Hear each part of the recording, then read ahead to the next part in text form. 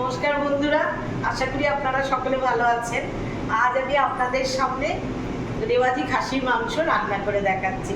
সম্পূর্ণ ভিডিওটা দেখতে থাকুন, আশা করছি আপনাদের সকলের ভালো লাগবে। তেলটা আমার গরম হয়ে গেছে, এবার আমি তেলের মধ্যে আলুগুলো ছেড়ে দিচ্ছি। আমি এর মধ্যে একটু অল্প হলুদ দিয়ে দেবো আর একটু লবণ দিয়ে দেবো।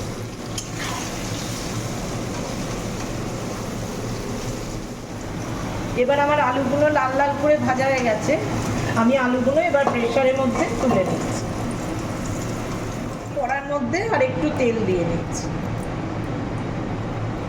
তেজপাতা, এলাচ, দারচিনি, লবঙ্গ আর একটু জয়িত্রী দিয়ে দিলাম ফোড়নে।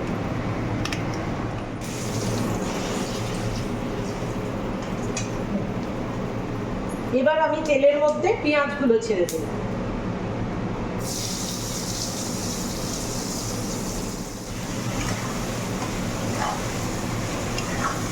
তেলের মধ্যে সামান্য লবণ দিয়ে দিলাম যাতে পেঁয়াজগুলো নরম হয়ে যায়। পেঁয়াজগুলো আমার মোটামুটি ভাজা ভাজা হয়ে এসছে, এবার আমি এর মধ্যে টমেটো কুচিটা দিয়ে দিলাম। আমার পেঁয়াজটা লাল লাল করে ভাজা হয়ে গেছে, এর মধ্যে আমি আদা রসুন বাটাটা দিয়ে দিলাম। মধ্যে দিলাম হলুদ গুঁড়ো, দিলাম লঙ্কার গুঁড়ো, দিলাম এটা কালারটার জন্য। মশলাটা যাতে পুড়ে না যায় তার জন্য আমি একটু জল দিলাম যাতে মশলাটা পুড়ে না যায়।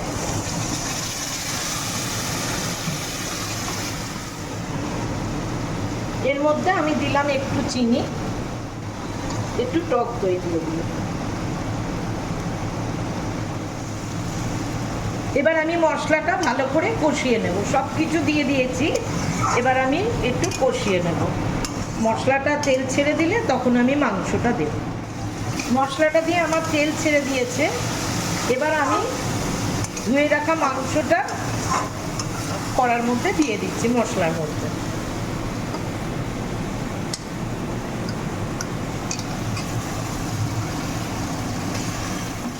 এবার আমি মাংসটা মশলাতে ভালো করে কষিয়ে নেব। মাংসটা দেখুন আমার কষানো হয়েই গেছে, কারণ মাংসটা দেখেন লেগে যাচ্ছে এবার, আর মাংসর কালারও কিন্তু চেঞ্জ হয়ে গেছে।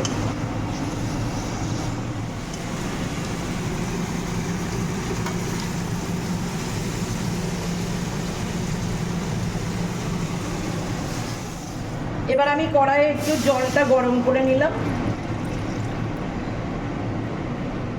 আমি আর একটু জল দিয়ে দিচ্ছি কারণ অনেকগুলো আলু আছে তো। মাংসের মধ্যে 1 চামচ ঘি দিয়ে দিলাম, এর মধ্যে একটু গরম মশলা গুঁড়ো দিয়ে দিলাম। খুন্তি দিয়ে আমি একটু ভালো করে এটা নাড়িয়ে দিলাম। আমার লবণ দেওয়াটা একটু কম হয়েছিল, ওই জন্য আমি আর একটু লবণ দিয়ে দিলাম, আটকে দিলাম। আমার এই প্রেসারটা ঘন ঘন সিটি ওঠে, ওই জন্য আমি প্রায় 8টা সিটি তুলি।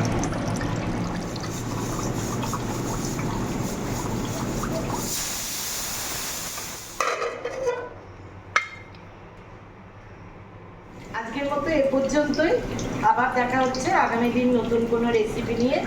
আর চ্যানেলটি অবশ্যই সাবস্ক্রাইব করবেন এবং লাইক শেয়ার করবেন।